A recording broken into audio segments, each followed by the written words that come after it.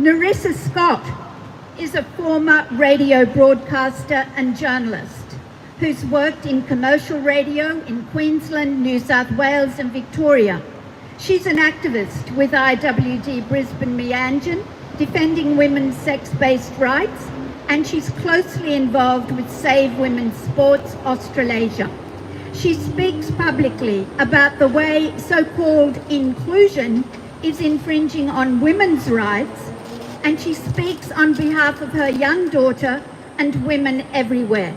Nerissa will speak to us on I oppose sex self-ID, and this is why. Thanks, Nerissa.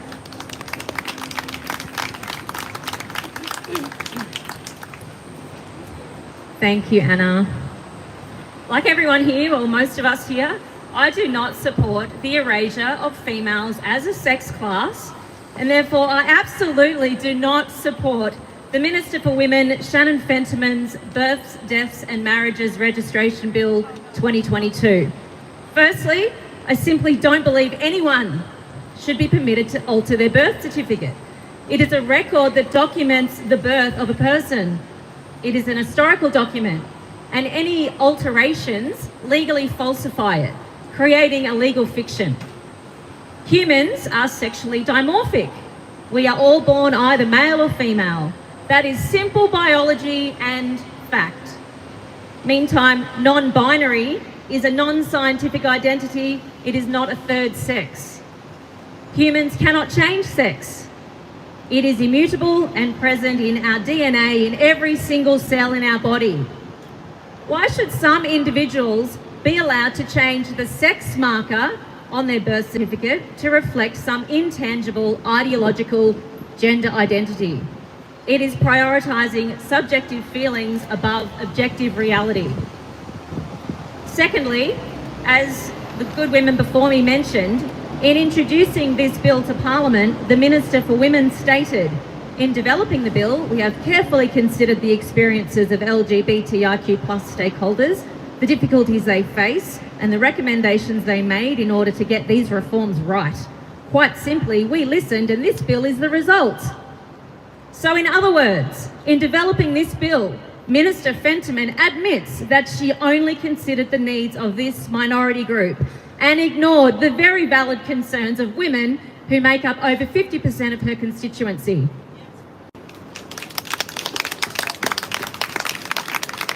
Another way we know this to be true is by the Honourable Shannon Fentiman's actions in blocking women like me from her official MP Facebook account, where we were participating in civil discourse which affects our daily lives. The Minister even blocked some of us, like Sal, from her official Attorney General email account. This doesn't sound like the behaviour of an elected representative in a democratic society. It certainly doesn't sound very honourable. It sounds more like the behaviour of a minister in a dictatorship or autocratic regime. Doesn't the Minister for Women have a ministerial responsibility to hear and listen to women? Yes. On introducing this bill to Parliament, the Minister also stated the changes will not significantly impact people who are opposed to them, namely women. Many women and our allies strongly disagree with that. I personally have a particular interest in sport. We all know it's so good for girls and women to play sport. There's not only the obvious health benefits, but it also builds self-esteem and self-worth along with social skills. And there's a study linking career success with sports participation, showing that 94% of female CEOs and executives play sport. The whole purpose of the female sport category was to give women and girls a fair and level playing field so they could excel and compete against other females. Female bodies are different to male bodies after all. There's around 6,500 differences in fact. But if any male can legally change his birth certificate to say female, then the female sports category ceases to exist. This will impact the lives of hundreds and thousands of Queensland girls and women who participate in sport at the amateur right through to the elite levels. One factor which affects female athletes and not their male counterparts is menstruation. which only occurs in females.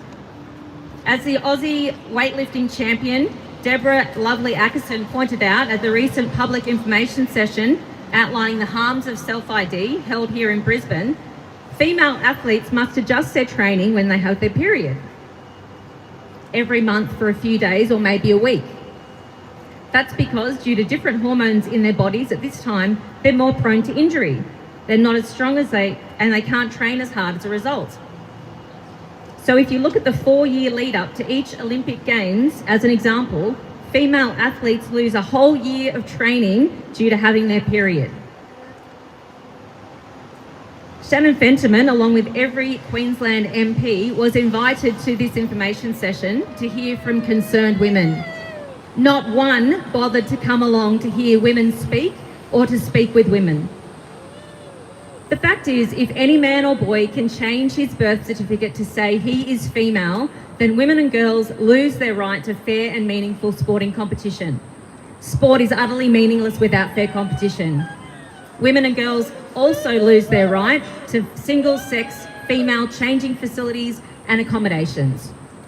So what's happening is one group is being given a particular right to change the sex on their birth certificate, and this results in the loss of a multitude of rights for girls and women. All of these issues and more have been pointed out to the Minister for Women by many different Queensland women. We have highlighted this collision of rights, but our voices have been ignored. Minister Fentiman is either willfully ignorant, plain foolish, or utterly corrupt if she thinks that predatory males aren't already taking advantage of self-ID here and overseas. In introducing this bill to Parliament, she had the audacity to say that some groups will try to cloak their transphobia in the guise of women's safety.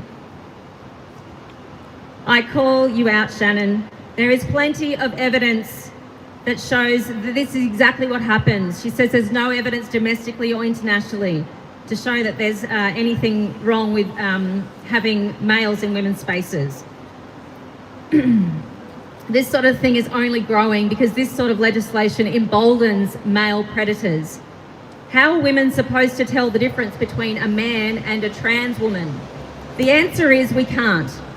How can women tell the difference between a man and a male predator? The answer is we can't. These spaces are female only for a reason. These spaces are not meant for males, regardless of their gender identity. In the past, there was a social contract that female-only spaces were off limits for men, but self-ID gives predatory men a free pass. We can thank the Minister for Women for actively placing women and girls in dangerous situations and jeopardising their safety and well-being, all in the name of an ideology that the majority of Queenslanders do not subscribe to. In fact, we absolutely reject it.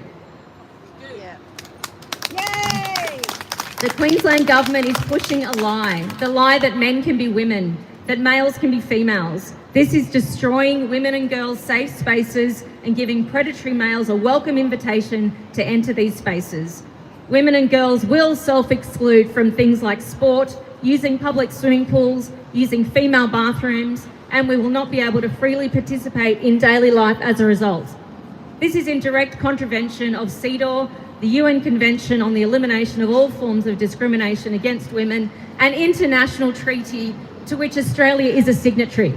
How very progressive.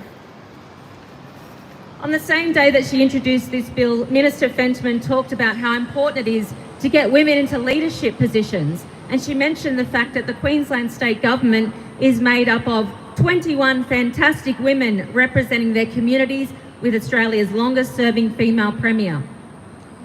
Would Minister Fentiman think it totally fine if those 21 fantastic women were in fact trans-identified males? Would that be a step closer to the gender equality she's seeking? Apparently. Meantime, the Minister for Women waxes lyrical about all the things the state government is doing for women. For instance, in 2021-22, the Queensland state budget, delivered by the Labor Party, delivered more than $138 million to respond to domestic, family and sexual violence, including counselling and crisis responses, perpetrator interventions and other support. While the vision for the same government's Queensland Women's Strategy is Women and girls have equal rights and equal access to opportunities. Women and girls are safe, valued, and able to freely participate and succeed in the economic, social, and cultural opportunities available. Women and girls are recognised and celebrated for their achievements and contributions to the community. To develop this women's strategy, public consultations from the community identified two major themes to be addressed as a priority. One, men's violence against women and girls, including domestic and family violence, sexual violence and abuse. And two, women's economic security and financial independence, and in particular the gender pay gap and housing affordability and homelessness. But this women's strategy, in Shannon Fentiman's own words, recognises all people who identify as women. So what she's saying is anyone is a woman if they say that there are. What a load of crap. How absolutely preposterous. A woman is an adult human female. We are not an identity. We are not a costume. We are not an idea in an idiot man's head. We are not a fetish. We are so much more than all of these things. But at the core of it, we are women because we are female. Yes. That's the only criteria. We make up over 50% of the population. And this new legislation will allow any man to change his birth certificate to falsely state that he, an adult human male, is in fact female. Yet according to Minister Fentiman, the changes won't significantly impact us. If anyone can be a woman by self-identifying as one, then specialist services for women and funding for women to address the inequalities faced by females, which the Queensland Government has identified as necessary and attempts to address with their funding commitments, some of which I've mentioned, are utterly pointless, because any man can self-identify as a woman and access these services, which are meant to be female-only single sex, such as a rape crisis shelter or a breastfeeding support group. I regularly take my young daughter to swimming lessons at the local pool. In the female change rooms, I witness other mothers caring for young children, semi-nude, breastfeeding, showering. I witness elderly women changing after a swim. Some require walking aids. All of these women are vulnerable and are in a state of semi-undress. Predatory males must not be invited into these spaces. If trans-identified males are given the green light to enter these spaces, then all men are invited in, because how do we know the difference? And then women self-exclude as a result, hurling women's rights back decades. This is happening across the Western world, where self-ID is currently trending, and not only is this ideology being forced upon us, that this lie that men can be women, but what is worse is predatory males abusing the laws to access vulnerable women and girls. Shannon Fentiman needn't look very far to find a plethora of well-documented instances of this occurring.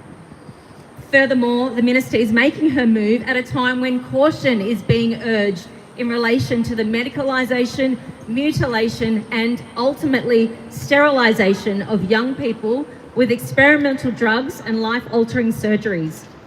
But timing doesn't seem to matter to Minister Fentiman.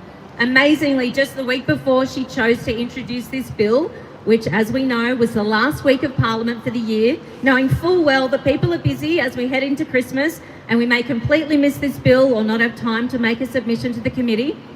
But just the week before that, the UN expert on violence against women, Reem Al-Salem, wrote a letter in response to the Scottish Government's proposals to reform gender recognition laws.